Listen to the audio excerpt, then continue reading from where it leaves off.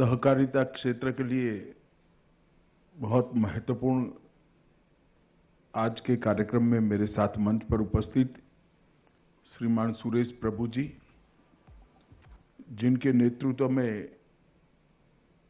40 सदस्यों ने अनेक स्टेक होल्डर्स के साथ संवाद कर एक प्रकार से परिपूर्ण और दूरदर्शी सहकारिता नीति की सहकारिता क्षेत्र को भेंट देने का काम किया है।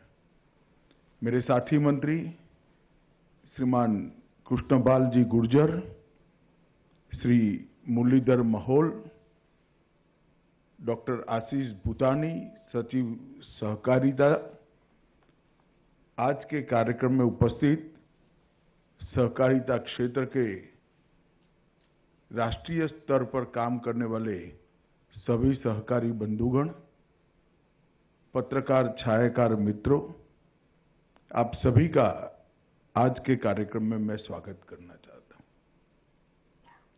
आज भारत सरकार की सहकारिता नीति 2025 का अभी विमोचन हुआ है। अगर मुझे ठीक याद है तो 2002 में पहली बार भारत सरकार सहकारिता नीति लेकर आई थी। उस वक्त भी भारतीय जनता पार्टी की सरकार थी। श्री अटल जी उस सरकार के प्रधानमंत्री थे और आज 2025 में आजादी के बाद दूसरी सहकारिता नीति भारत सरकार लेकर आई है। वो भी भारतीय जनता पार्टी की सरकार है और श्री नरेंद्र मोदी उसके प्रधानमंत्री। इस बात को मैं इसलिए बताना चाहता हूं कि जो पार्टी का दृष्टिकोण, जो सरकार का दृष्टिकोण भारत को समझता है, भारत के विकास को समझता है और भारत के विकास के लिए जरूरी सभी चीजों को समझता है, वो ही सहकारिता क्षेत्र को महत्व दे सकता है। मित्रों, सुरेश प्रभु जी ने अभी कहा कि दुनिया के मॉडल फेल हो रहे हैं और नए मॉडल की जरूरत है। कोई नए मॉडल की जरूरत नहीं है। ये देश हजारों साल से एक मॉडल पर चल रहा है और इसका कोई लंबा चौड़ा आर्थिक विकास का और अर्थतंत्र के विकास का मॉडल का कोई बड़ा थ्योरी नहीं है। अगर मूल इकाई देश की और अर्थतंत्र की समृद्धि हो, रोजगारी युक्त हो और संतुष्ट हो, तो वो इकोनॉमिकल मॉडल कभी फेल नहीं हो सकता। देश के अर्थतंत्र की और देश की मूल इकाई व्यक्ति है। अभी जो पूरी दुनिया में असमंजस दिख रही है, इसका मूल कारण है कि जीडीपी और जीडीएसपी के आधार पर अर्थतंत्रों की नींव डाली गई।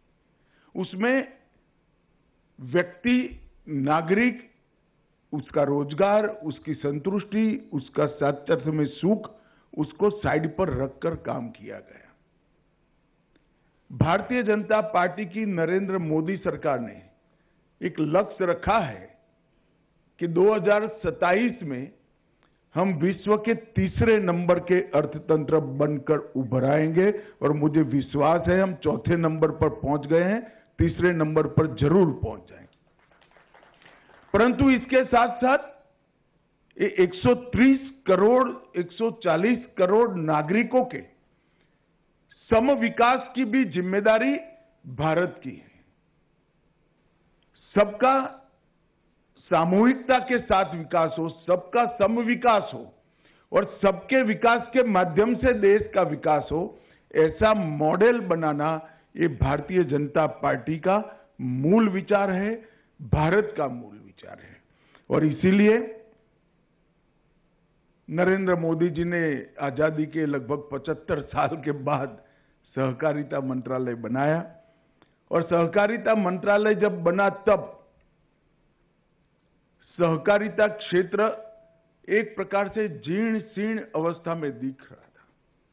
हम आज पीछे मुड़कर देखते हैं कि 4 साल में क्या हुआ है, तो सबसे पहला 4 साल में बाकी बहुत सारी सिद्धियां हैं। सुरेश प्रभु जी और मेरे सामने जो बैठे हैं वो सभी लोग अनेक प्रकार की सिद्धियों का वर्णन भी कर सकते, बता भी सकते, मगर सबसे पहली सिद्धि है आज देश का एक छोटे से छोटे सहकारी इकाई का मेंबर गर्व के साथ, आत्मविश्वास के साथ खड़ा हो गया है। ये हमारी सबसे बड़ी सफलता है। ये 4 साल के अंदर सहकारिता क्षेत्र समानता के आधार पर, कोऑपरेटिव सेक्टर कॉरपोरेट की समानता के आधार पर हर पैमाने पर खड़ा है।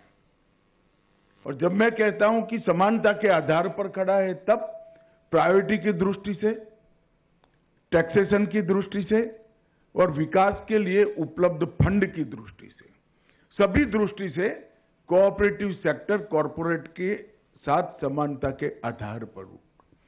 और एक जमाने में कुछ साल पहले 2020 में ही अगर कोई देख लेता तो बहुत सारे अर्थतंत्र के जानकार लोगों ने इसको एक डाइंग सेक्टर डिक्लेयर कर दिया था।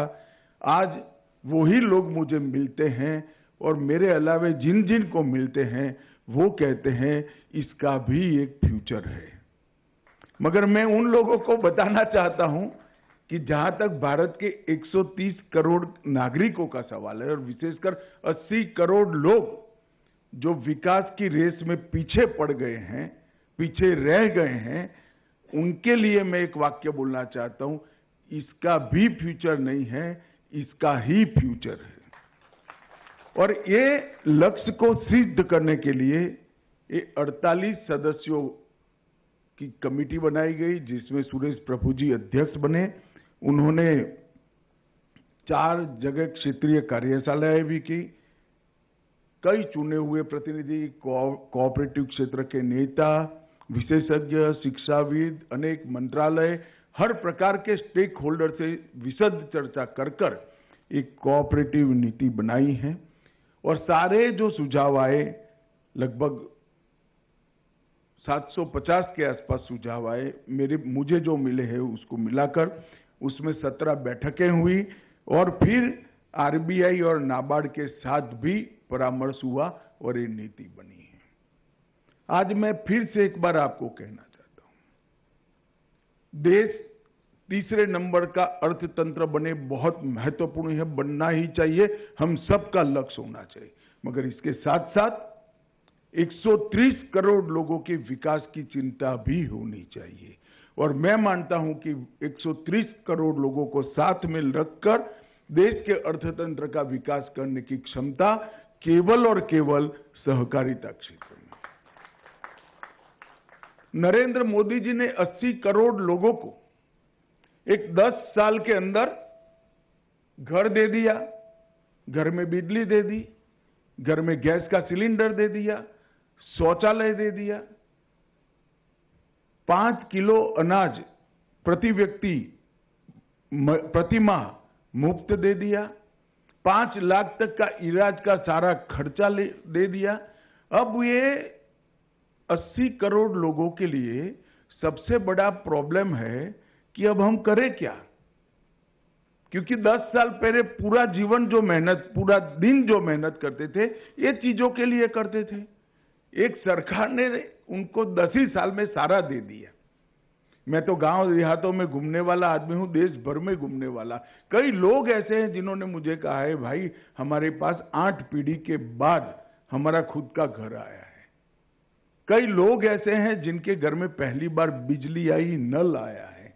गैस का सिलेंडर 12 करोड़ लोगों के घर में पहली बार आया है। वो हजम ही नहीं कर पा रहे। अब मैं करूं क्या? एक बड़ा वैक्यूम उसके जीवन में खड़ा हो गया। अब वो इससे आगे बढ़ना चाहता है। वो अपनी बच्ची के लिए स्कूटी लाना चाहता है, अपने घर में छोटा सा एयर कूलर लाना चाहता है, एक इस्त्री लाना चाहता है अपने कपड़ों को ठीक ठाक करने के लिए।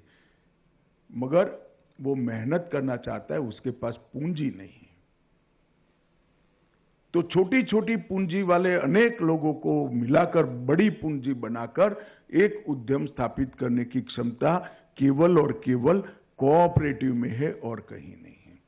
और इसीलिए कोऑपरेटिव नीति बनाते वक्त बहुत ध्यान रखा गया है कि नीति का केंद्र बिंदु वो व्यक्ति होगा, 130 करोड़ लोग होंगे, वो गांव होगा, हमारा एग्रीकल्चर होगा, गांव की महिला होगी, दलित होगा, आदिवासी होगा।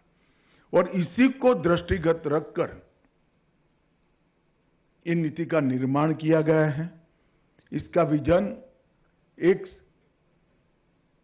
वाक्य में कहे तो सहकार के समृद्धि के माध्यम से 2047 में विकसित भारत बनाना, उसका मिशन प्रोफेशनल, ट्रांसपेरेंट और तकनीक से युक्त, जिम्मेदार और आर्थिक रूप से स्वतंत्र और आर्थिक रूप से सफल छोटी छोटी कोऑपरेटिव इकाइयों को बढ़ाना और हर गांव में एक कोऑपरेटिव कम से कम करना। ये लक्ष्य के साथ आज हम आगे बढ़े हैं और ये लक्ष्य को सिद्ध करने के लिए 6 स्तंभ, 6 पिल्लर तय किए गए। नींव का सशक्तिकरण, ग्रामीण क्षेत्र पर जो इकाइयां कोऑपरेटिव का काम कर रही है उसको मजबूत करना, कानून में लचीलापन लाकर अगर इकाई फेल कर जाती है तो लिक्विडेशन में ले जाकर नई इकाई रजिस्टर करना। एक भी गांव ऐसा ना हो, पंचायत ऐसी ना हो जहां पर कोऑपरेटिव की उपस्थिति ना हो।